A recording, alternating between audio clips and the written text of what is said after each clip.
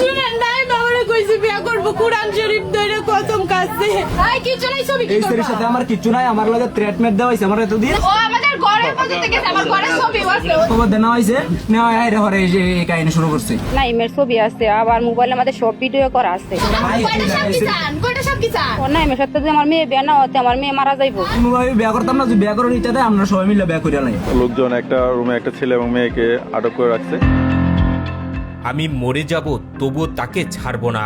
কাঁদতে কাঁদতে সবার সামনে প্রেমিককে শক্ত করে জড়িয়ে ধরে রেখেছেন এক তরুণী। চারপাশে উৎসুক মানুষের ভিড়, কেউ বোঝানোর চেষ্টা করছেন, কেউ আবার মোবাইল ফোনে ভিডিও করছেন। কিন্তু তার মুখে একটাই কথা, তোমাকে বিয়ে করতেই হবে, নইলে আমি বাঁচবো না। শুনেন নাই বাবারে কইছি বিয়া করব কুরআন শরীফ ধরে কসম কাছে। কয় বছরের সম্পর্ক আপনাদের? 10 বছর 10 বছর 6 থেকে সম্পর্ক। এক সময় যে হাতটি ছিল ভালোবাসার প্রতীক, আজ সেই হাতটি ছেড়ে যেতে চাইছে প্রিয় মানুষ।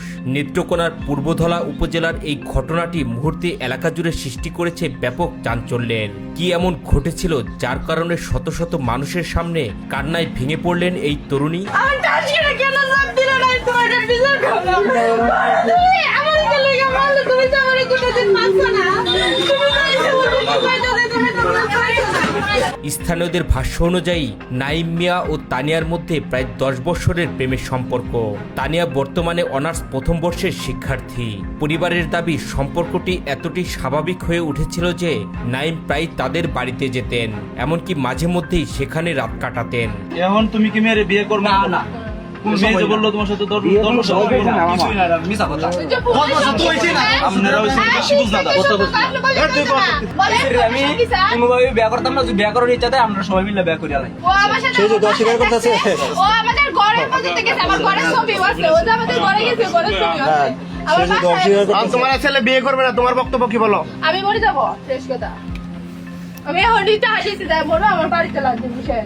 ওই নাই মরো। জানা যায় ঘটনার দিন সকালে নাইম তানিয়াকে বাড়ি থেকে নিয়ে যান। এরপর সারাদিন তারা একসঙ্গে বিভিন্ন স্থানে সময় কাটান। পরে উপজেলার ছোট ইলাসপুর এলাকার একটি দোকানে অবস্থান করেন। স্থানীয় কয়েকজনের সন্দেহ হলে তারা দোকানটি ঘিরে ফেলে।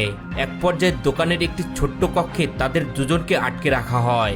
এই ছেলের সাথে আমার কিছু নাই, আমার লগে ট্রিটমেন্ট দেওয়া হইছে আমার এতদিন। বয়ফ্রেন্ড ছেলের সাথে আমি কথা কইছি। আজকে আমি গেছি চাকরিতে, এদিক দিয়ে আমি সিনিয়রটা কোম্পানিতে চাকরি করি, এদিক দিয়ে গেছি তার দুলা ভাই নাকি তারা তো আমি চিনি না, আমার কইছে একটা বেগুন খেত দিকে যাও। পরে দেওয়ানোর কথা নেই হারিয়া আমার এই ছেড়ে স্যার আমার দূর এই সেই আমার মোবাইল নাগা এই খবর ছড়িয়ে পড়তে মুহূর্তে ঘটনাস্থলে উৎসুক জনতার ঢল নামে। ছুটে আসেন দুই পরিবারের সদস্যরাও। পরিস্থিতি সামাল দিতে স্থানীয় গণ্যমান্য ব্যক্তিরা সামাজিকভাবে বিষয়টি সমাধানের উদ্যোগ নেন। অনেকেই বলেন যেহেতু তাদের দীর্ঘদিনের প্রেমের সম্পর্ক, তাই বিয়ের মাধ্যমে বিষয়টি সমাধান করা যেতে পারে। কিন্তু ঠিক সেখানেই আসে আসল নাটকীয় মোড়। আচ্ছা তোমার কি বক্তব্য? মেয়ে তো তোমার ছাড়া বাঁচবো না, তুমি কি করবা? মরে যাবো পরে। মরে যা। আমি কি করব? তোমার লগে 10 বছর ধরে সম্পর্ক। মিছা কথা এটি সব। তানিয়ার দাবি দীর্ঘ 10 বছরের প্রেমের সম্পর্কে নাইম তাকে বিয়ের প্রতিশ্রুতি দিয়েছিলেন। সেই বিশ্বাসে তাদের মধ্যে একাধিকবার শারীরিক সম্পর্ক গড়ে ওঠে। এখন যদি তিনি স্ত্রী হিসেবে স্বীকৃতি না দেন, তাহলে তিনি আইনের আশ্রয় নিতে বাধ্য হবেন। নাইমের সাথে 10 বছর ধরে সম্পর্ক। নাইমে আমার মেয়ের হাতে ধরে নিয়ে অটোতে উঠাইছে। আমি রাত্রে হাল্লা চিল্লা না করে মেয়ের বাড়িতে নিচ্ছি, বাসায় গেছে। সিসি ক্যামেরার মধ্যে নাইমের ছবি আছে, আবার মোবাইলে আমাদের সব ভিডিও করা আছে। ঘটনার খবর পেয়ে পুলিশ ঘটনাস্থলে পৌঁছে দুজনকে থানায় নিয়ে যায়। পরে তানিয়ার অভিযোগের ভিত্তিতে নাইম মিয়ার বিরুদ্ধে অপহরণ ও ধর্ষণের অভিযোগে মামলা দায়ের করা হয়। এখানে লোকজন একটা রুমে একটা ছেলে এবং মেয়েকে আটক করে রাখছে। আমরা এটা থানায় নিয়ে যাচ্ছি, তারপর থানায় নিয়ে তাদের কথা শুনে আইনগত ব্যবস্থা গ্রহণ করা হবে।